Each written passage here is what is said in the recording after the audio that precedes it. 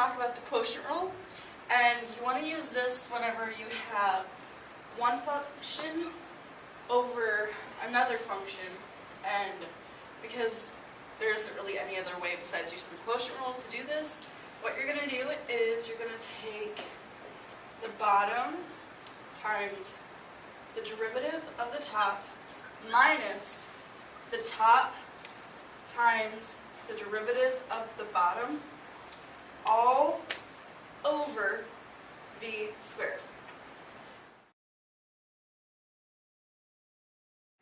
When your original problem has one function divided by another, you would use the quotient rule.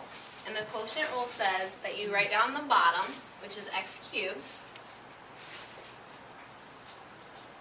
Take that times the derivative of the top. And the derivative of x squared is 2x, and the derivative of a constant is just 0. So it's just 2x.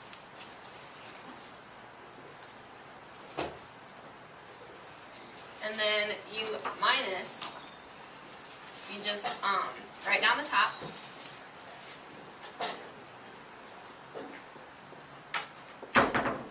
And take that times the derivative of the bottom, which is 3x squared. Wrong. And you write that all over the bottom squared, so that would be x to the 6th.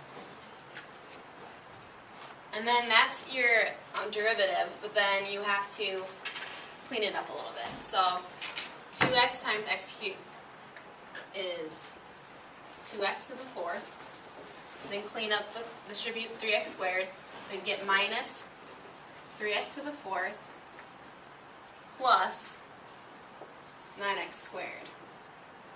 And then that even simplifies farther, so it's just a negative x to the 4th plus 9x squared all over x to the 6th. And that is your final answer. Alright, so here's a second example of how to use the quotient rule. So the quotient rule says you write down the bottom, x squared minus 5, multiplied times the derivative of the top, which is negative sine x, minus the top written down, which is cosine x, times the derivative of the bottom, which is just 2x, because the derivative of a constant is 0.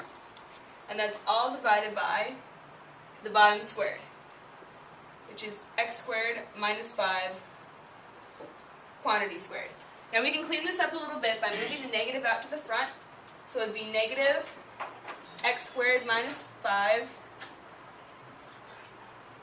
sine x minus, and I like to move that out to the front, so it would be 2x cosine x all over x squared minus 5 quantity squared. And that's your final answer.